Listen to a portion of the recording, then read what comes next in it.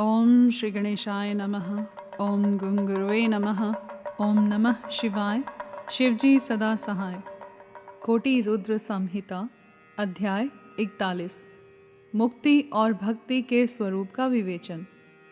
ऋषियों ने पूछा, सूत जी, आपने बारंबार मुक्ति का नाम लिया है, यहाँ मुक्ति मिलने पर होता क्या है? मुक्ति में जीवन की कैसी अवस्था होती है, यह हमें बताइए। सूत जी ने कहा, महर्षियों सुनो, मैं तुमसे संसार क्लेश का निवारण तथा परमानंद का दान करने वाली मुक्ति का स्वरूप बताता हूँ। मुक्ति 4 प्रकार की कही गई है, सारूप्या, सालोक्या, सानिध्या तथा चौथी सायुज्य। इस शिवरात्रि व्रत से सब प्रकार की मुक्ति सुलभ हो जाती है। जो ज्ञान रूप अविनाशी, साक्षी, ज्ञानगम्य और द्वैत रहित साक्षात शिव हैं, वे ही यहाँ कैवल्य मोक्ष के तथा धर्म, अर्थ और काम रूप त्रिवर्ग के भी दाता हैं। कैवल्या नामक जो 5वीं मुक्ति है, वह मनुष्यों के लिए अत्यंत दुर्लभ है। मुनिवरों, मैं उसका लक्षण बताता हूँ, सुनो। जिनसे यह समस्त जगत उत्पन्न होता है, जिनके द्वारा इसका पालन होता है तथा अंततो गत्वा यह जिसमें लीन होता है, वे ही शिव हैं।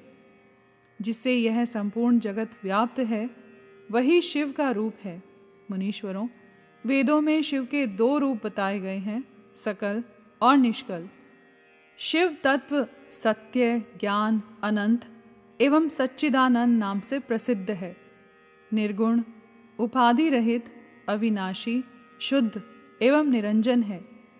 वह न लाल है न पीला, न सफ़ेद है न नीला, न छोटा है न बड़ा और न मोटा है न महीन। जहाँ से मन सहित वाणी उसे न पाकर लौट आती है, वह परब्रह्म परमात्मा ही शिव कहलाता है। जैसे आकाश सर्वत्र व्यापक है, उसी प्रकार यह शिव तत्व भी सर्वव्यापी है।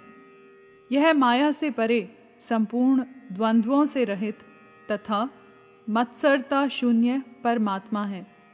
यहाँ शिव ज्ञान का उदय होने से निश्चय ही उसकी प्राप्ति होती है, अथवा द्विजों, सूक्ष्म बुद्धि के द्वारा शिव का ही भजन ध्यान करने से सत्पुरुषों को शिव पद की प्राप्ति होती है।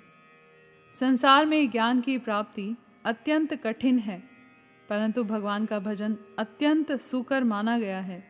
इसलिए संत शिरोमणि पुरुष मुक्ति के लिए भी शिव का भजन ही करते हैं। ज्ञान स्वरूप मोक्षदाता परमात्मा शिव भजन के ही अधीन हैं।